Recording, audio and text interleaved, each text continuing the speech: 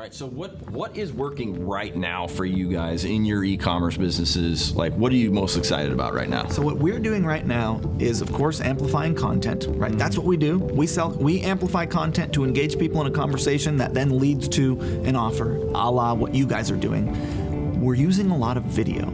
So most of the internet at this point is consumed on a mobile phone. Right. And most of the consumption on mobile phones is video. So you've got to have video in your strategy. And I think my sort of, what I've been doing, my theory lately, what I've been talking about lately is that you've got these sort of levels of your prospect to customer journey. Mm-hmm. You're getting someone's attention, you're letting them know about you, you're then, engaging with them in a conversation and taking them through a process, and they become a customer, right? Right. So the goal is to figure out what's the best top of funnel conversion asset. I think of it as a bunch of conversion assets working in concert to create a journey that turns someone into a customer. So the best top of funnel conversion asset is by far a video. And the reason it's a video is because they can watch it natively in a social platform without ever leaving that social platform. They don't ever have to go to your website to fully engage with your brand. Mm-hmm. So they can consume a piece of content, multiple minutes of face-to-camera story time about your brand, and never leave the social network, and then maybe never leave the social network in that initial engagement. But you're able to track what they consumed, follow up with them with another ad, they're interested. Now, when you say consume this video within natively, I'm guessing you're talking about things like Facebook, right? Facebook and Pinterest now, right. and Instagram for that matter.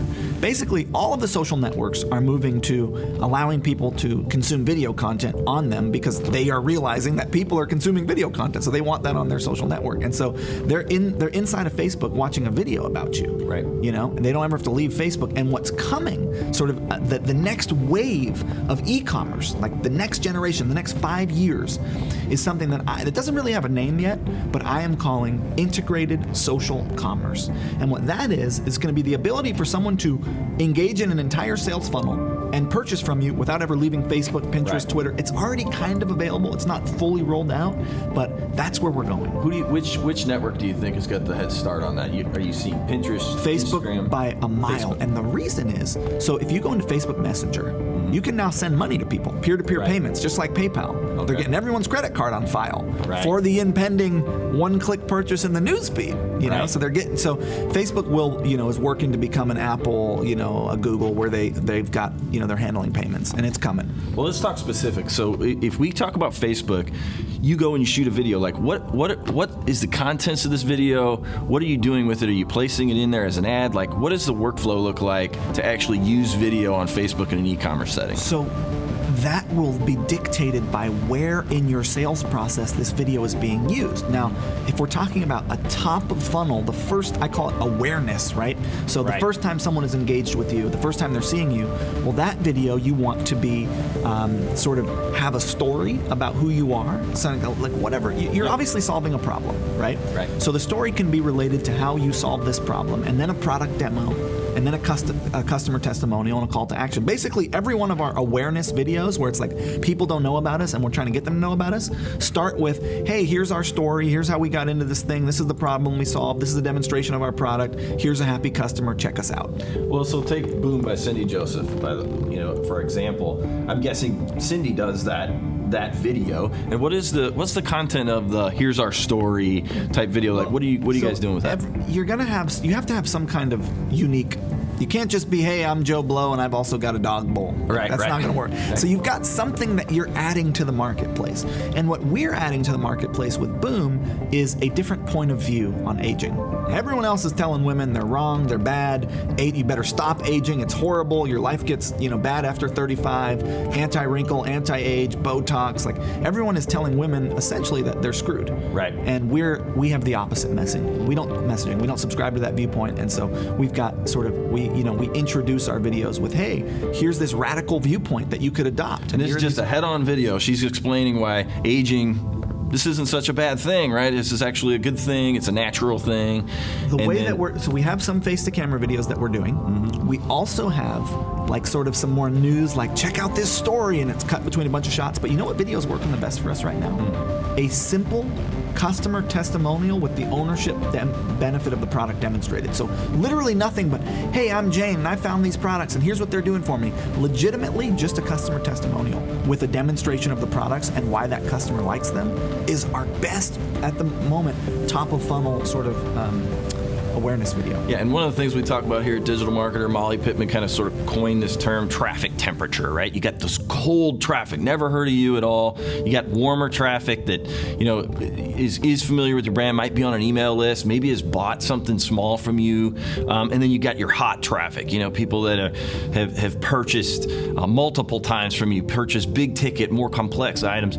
So you going out to cold traffic with these more story-based ads or these customer testimonials. Yeah, that's for cold traffic. For warmer or hot traffic, we're doing straight up hardcore pitching, product demos, new product announcements, and we also are doing just traditional content. Here's a piece of content. Here's the 5 tips about skincare. Oh, by the way, remember us? We're this brand, and so we're using a combination of direct pitches and straight up soft sell content. So kind of like the opposite, soft sell content and direct pitches. They both work really well for people who already know about you. So let's take your ad dollar right now.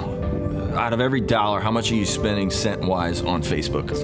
Probably 75%. 75 cents of every dollar. 75 cents, yeah. Yeah, sorry. 75 cents of every dollar on Facebook. And then maybe, 10 cents of every dollar on Pinterest and 15 cents of every dollar on Google. All right, so let's talk about Pinterest a little bit, because that is a significant amount of spend. When you're spending quite a bit on advertising, you're spending 10% of that spend over on Pinterest. What's exciting about Pinterest right now? What do you think's the opportunity over there? Pinterest is attempting to be the next Google Shopping. So think about Facebook. I call it a past engine, i.e., you're creating groups of people that you want to put a message in front of based on what they've done in the past, right? So that's like what you know about them. On Pinterest, it's all future-based because people are typing in queries about what they want. They're searching for things they want. They're thinking about things in the future. So it's sort of a future engine. They're building ideas they're building boards of like the old pin board where you'd put up things you wanted. Yeah. That's how Pinterest is used. And so considering that it is query-based for the most part, meaning people are typing in queries and then you use that query that they typed in to serve them an ad, there's not as much traffic at the moment. But Pinterest is now rolling in contextual data points. So you can say, I want to target this gender, I want to target people in this location, I want to target people on these devices, I want to target people who showed past interest in XYZ. So they're rolling in contextual data points. So getting back to that, that's a really important point, I think, that you made there, that what essentially is what you're saying, that during any particular day, there's only so many people on Pinterest that are interested in an outdoor fire pit. Or typing in a query. Or beard oil, or whatever it is that they're typing in that actual query. But if they start to add more contextual advertising, you can blow up that. Which they are, and they're also doing lookalike audiences and retargeting. And so if you're going to get started on Pinterest today, use it just for retargeting. Add it as people visit your website, as you have groups of customers, use it as, that's the most profitable way to get started, because then you're not worrying about using it for awareness. You're only using it for retargeting and loyalty. And I think also with Pinterest, what's cool about it is it's only mobile, right? Nobody is using Pinterest on their desktop. Right. So it's solely mobile traffic. So you can't really get anything but iPhone traffic on Pinterest. And most of the traffic online today is mobile. And where I was going with this, they want to be a comparison shopping engine, is they're going to have the ability, they have these things called buyable pins, and they have the ability for you to do integrated social commerce. So you can purchase something right on Pinterest. So eventually it's going to be like Google Shopping, where you type in a query and then you've got multiple retailers, you can filter it, you can see the products you want, and you can make a purchase right in Pinterest. Fastest growing social network by percentage. It's like where Facebook was 6 years ago.